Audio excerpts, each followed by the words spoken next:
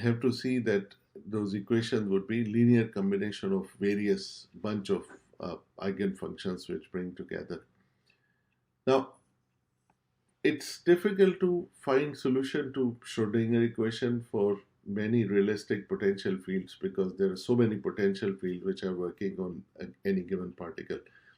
But what we can do is we can solve this if we just take a hydrogen atom, uh, for example. But that will again be problem if we try to find solution for complicated atoms. Now, one way how we do that is a theory that we define a potential well. So well is like you dig well in the ground to get water. It has very well defined boundaries, and then it has open space in which we have water, right? So now instead of water, now think about it if that was a space where a particle was trapped and it could go back and forth, it could move around, and that would give us a very well defined space where we can find the equations to model the behavior of that particle. So this is called a potential well problem. We will refer to that again and again because there are some interesting things that we can learn which would help us understand the behavior of the wave function in a crystal structure. So we are talking about a potential energy well, basically, just like a well, but now this is a well where we have confined energy, and that energy comes from the moment of a particle. Now, a particle is trapped with potential zero, except at the boundaries, which is x is equal to 0 and x is equal to L. So it is, it is the x going from 0 to L, it is infinitely large. So at the, again, the potential is 0 except at the boundaries. At boundaries, it is infinite potential. So which means the both sides, the potential is, if it's infinite, the particle cannot jump through. It requires infinite energy to get out of that potential well. So which means it's confined in that region. So these are the equations just defining this, that the potential within that well is 0 and at the boundary is infinite. If it's infinite, the particle cannot leave that potential well. Now, using those Schrodinger wave equation, we can write that the this equation, which is again time independent. So basically, we are just looking at x, and we are writing how does the wave function change within that potential well. Now, if we solve this equation, we get a value. Don't be scared of this, but what we are interested in is this part, that the solution of that equation is this guy. Now, when you have this solution, we need to know what should be the allowable values for psi, which is the at the wall, it's 0. That's the only allowable energy, allowable value for that wave function. But it's non-zero outside the potential well. So if it goes out, then it can have any value. It's not supposed to be 0. But it cannot get there because there is the potential on both sides is infinite. So we have to then confine ourselves only to the sine wave solution, which would start at 0 and end at 0. So remember, the wave function is like this. So it cannot go beyond both sides. And we have to find a k value. So we say, okay, sine of x.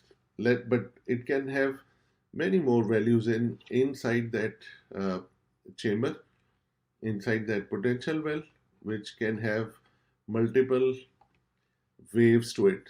For example, this could be a sine value which comes like this. That's also a sine function, but it has to reach 0 before it gets to the boundary. It can be a function which starts like this, but again ends up at 0. So there can be a k which can give us multiple of x, but that k has to be confined by certain value which is given here. Now, for the wave function then, a is the amplitude of the function, and this would define the maximum value that can be there for the wave function. So from this we can say, okay, k can have only specific values, so that sine function is true to have 0 values at the boundary of that potential well, right? So this is something which gives us conditions that what can be the wave shape of that wave function that's confined, or that can be associated with that particle in a well. So now so basically what we are getting at is that there are multiple ways how a particle can behave, and it can have many different levels of angle within the confinement of a potential well. So if we think about it as a potential well where you have infinite value, and this potential well can be part of a lattice structure. This can be two atoms, and we are interested about how the electrons would behave between those two, right? So basically what we have done is we have defined wave property for the electrons between two electrons, and that has led us to find some values where k can be confined to this value. Let me just highlight a couple of things that are interested. So to explain that wave function, k is confined to certain values, right? So the wave becomes 0 at the end of that well. The other thing which we find from this, after we going through some manipulation, that energy would have specific sets to it, specific levels to it. So this would be the energy for first level, where n is equal to 1. When n is equal to 2, so what we are saying here is there will be a specific set of energy levels. Quantization is what we are getting at. So there will be energy level, something very specific for n is equal to 1, something very specific for n is equal to 2, and there will be no energy level in between. So something which we started discussing last time, forbidden zone.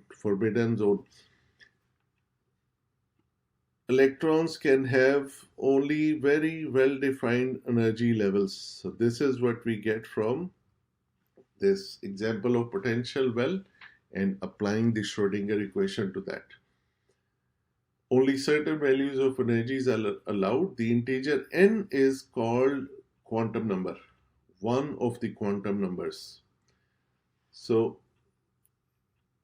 n is a quantum number. So why we call it quantum number? Because this is defining the state of an electron in a system of potential well, or system of two atoms which are next to each other. The wave function psi and its corresponding energy state En. So if I have a wave function psi n, it will have certain energy associated to that. So psi 1 would have E1, psi 2 would have E2, and so on and so forth. So the one particular wave function will have one particular corresponding energy state, and that describes the quantum state of the particle,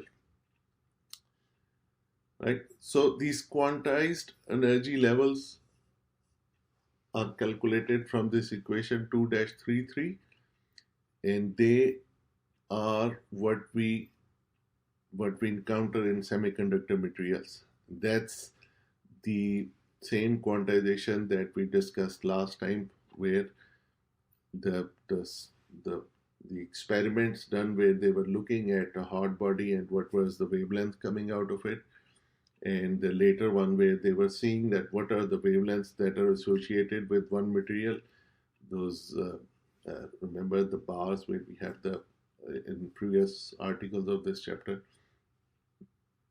So we can find the constant A as well from that quantum number n, and we can simplify and write our wave equation like this. Now, if we were to sketch first three wave numbers, psi 1, psi 2, and psi 3, this would be how they would look like. So this is the particle in a well. So you have infinite walls.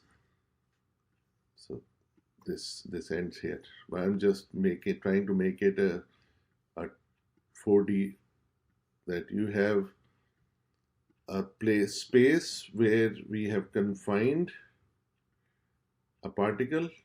This cannot go out, but this can travel in between. So when we find the wave values, we see that they can have very specific angle for sine wave and very well-defined amplitude, which is 2 over L. So what does it mean? It means that we can calculate the wave function for any particle. And that wave function is what will tell us what are the specific angles a particle can have, which means what kind of sine wave it would have and what kind of amplitude it can have. And this is defined by n, which is called a quantum number. How many quantum numbers are there? There are 4 quantum numbers which would define the state of a particle. This is something which we will get into now. This is we'll skip article tunneling and we'll get to 2.5, which says atomic structure and the periodic table. Now, Schrodinger equation describes exactly, accurately and exactly the interactions of particles with potential field, which is electron within atoms, or where there are multiple atoms, how would electrons behave. The atomic theory that we have today, it comes from the wave equation, and it is from based on this precise particle in a well kind of a scheme or framework from which we solve the Schrodinger equation, and we solve for a complicated atom, and we see that how first 3 waves would behave and all other waves would be based on that. So, but we generally solve for hydrogen atom, and then we take those solutions and we try to build up on other, which are higher order, which have higher atomic number elements. We build up on using the techniques which we use for hydrogen atom. And there are many atoms which have a neutral core, and they have a single electron in the outermost orbit. They can be treated as a simple extension of hydrogen, but so that's why the hydrogen solution is very important. Now, if we were to look at the Schrodinger equation in 3 dimensions, we would have to define a coordinate system. So Coulombic potential can be solved with what you call a spherical coordinate system. So this is the basic example of a spherical coordinate system. Now here, if we define the voltage, we'll have to define it in, instead of x, y, z, we'll define it in r, phi, and r, theta, and phi. And that would be what would represent the Coulombic potential for a spherical system. So we would, instead of Vxyz, we would write R theta and what's the third one? Psi. So similarly, our solution would be in the terms of spherical coordinate system. And here, when we separate out the variables, we can create the time independent equation from that as well. And that equation shows then we can find a solution for the spherical symmetry, and that would give us a wave function with its solutions, and those solutions then tell us how we can go from spherical coordinates to Cartesian coordinates. So what we are seeing here in this slide, I don't want to go into details, but we are seeing there are three numbers which would define precisely how and where is the location of an particle, and those are called quantum numbers. In when we have them, we know all of them. There are four of them, and they are called quantum numbers. So those quantum numbers are L, M, N, and fourth one is S, L, M, N, and S. So so N, L, M, and S would be the four quantum numbers that precisely define the state of an electron in an atom. So N is what we saw already, is based on the energy of a particle, and it has value 1, 2, 3. L is called orbital quantum number. It has value of 0 to n minus 1. It's always one number less than n. And M is called magnetic quantum number, which defines the angular momentum in z direction, and it has value which goes from minus L all the way to 0, then to plus L. So this would be plus L. This is supposed to be here L. This is gone to next line. This is L, and this is L here. It's not 1. Minus L to it. So this then depends on this guy. And S is what you call the spin quantum number, the spin of electron. So four of these then define exactly what is the state of an electron. We'll continue on this next week, but what I wanted you to take away that the quantum numbers define different things for a particle in terms of the energy they have, their orbital quantum number, their magnetic momentum, and their spin. So these are the four things which define a particle's condition or situation in an atom. All right, let's stop here.